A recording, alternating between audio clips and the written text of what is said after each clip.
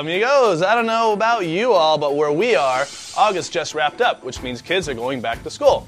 For you young ones, it means learning a completely new configuration for the solar system, because of some stupid astronomers. And for you college kids, it means scouring the freshman Facebook for some fresh meat.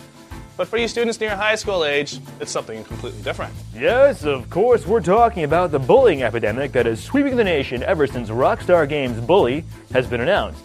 You see, what's going on here is clearly that games are influencing real life, and something needs to be done about it. So as you kids walk the halls of your schools for the first time, you can help protest these violent games and their violent influences, Gandhi style. Yes, we're talking about non-violent non-cooperation. You see, these bullies are going to expect you to run, and maybe even fight back. Show these bullies and these bullying game publishers you mean business by letting them beat the living tar out of you. That's what I did. Really? I never took you for a wimp, man. No, I meant beat the wimpy kids up. It's fun! You see, that's the sort of attitude we need to stop. Backing me up here is Jane Hitchcock, president of activist group Working to Halt Online Abuse, which Keanu Reeves likes to call, whoa! Her group specializes in educating the public about online abuse and empowering those who have been victims of online abuse. She says, how long will it be before we hear the news about a victim of bullies who is inspired by the new game and retaliates using a baseball bat? I mean, you should at least use a crowbar. We're trying to break bones here, No, not just bruise people. You don't understand. See, if you fight back, you are, in a sense, a bully yourself.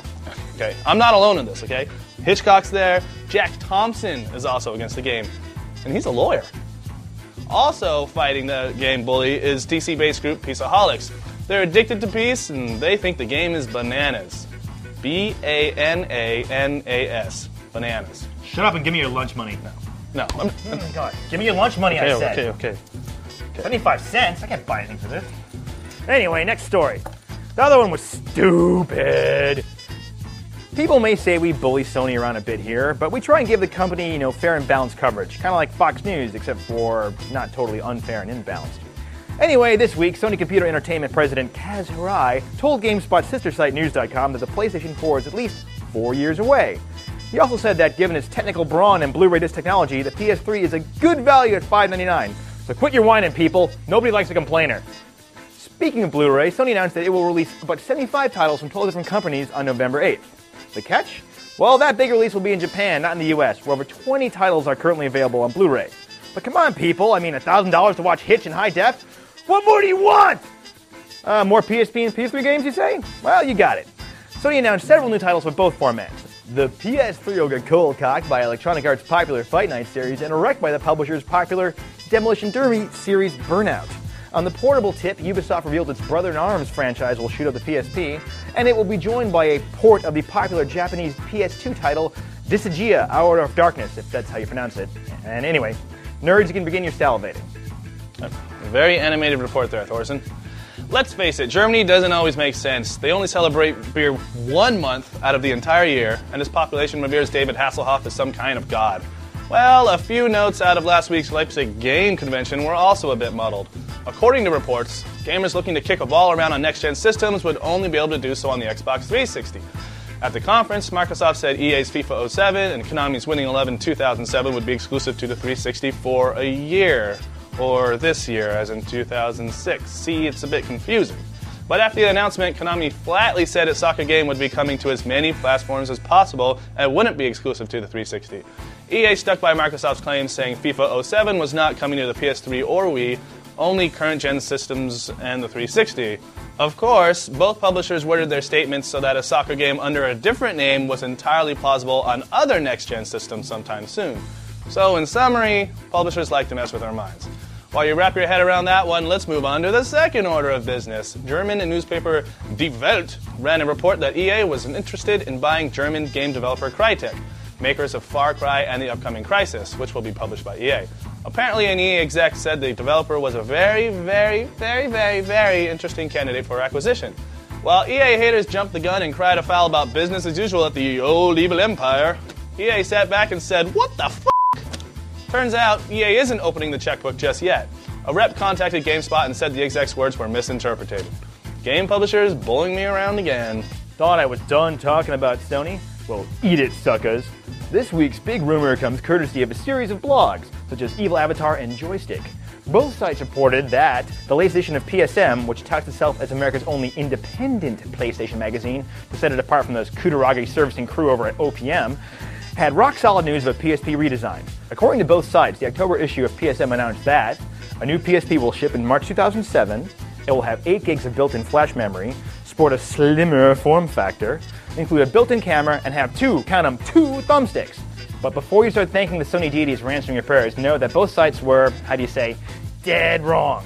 GameSpot's super secret investigative unit did something totally crazy and unconventional. We went undercover to a local retail store and, I don't know if I should say this on camera, actually bought a copy of the magazine.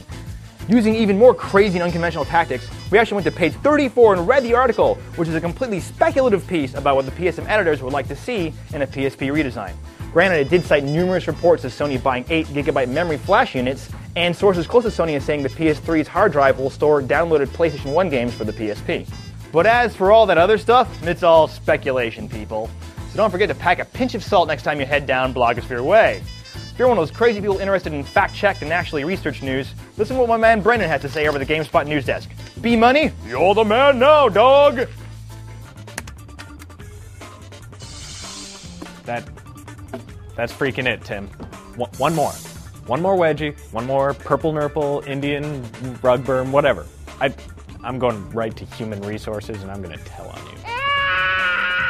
Anyways, Assassin's Creed, Xbox 360. It was announced at XO5, so you'd think it would be heading there, but Ubisoft has been really cagey in the last few months about it, saying that they announced it at E306 as just for the PlayStation 3. Last week, they finally caved and said, okay, it's not PlayStation 3 exclusive, it's also coming to the PC. Turns out, last night they said it was going to be coming to the Xbox 360 as well, so no big surprise there, everyone knew it was happening. Next up, we've got some new news on Vivendi, courtesy of an SEC filing.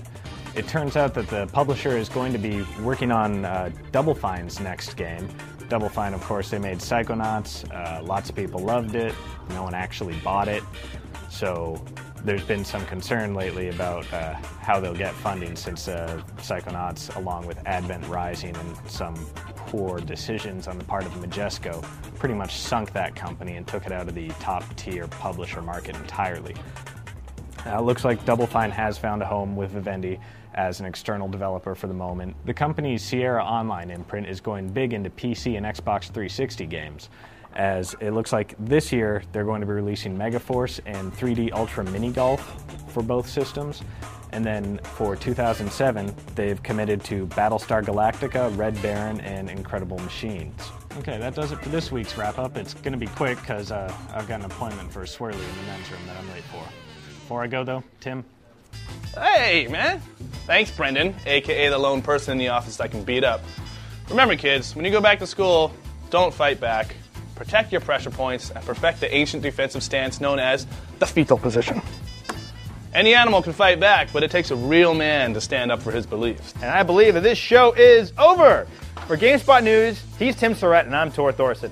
For all the latest game news and rumors like the Nintendo Wi-Fi connection reaching 2 million users and Dead Rising selling 500,000 copies, what is it with you people and zombies anyway? You necrophiliacs can head on over to news.gamespot.com. Have yourself a great Labor Day weekend. What do you plan on doing, Tim? I'm going to get drunk with you in the park to celebrate our birthdays. Really? Me too. We just don't invite, Frank the cameraman. Okay? Come on, Frank. Frank, we're kidding. You can bring the nice girl Fifi from the strip club. Frank! Put the pipe down! Ow!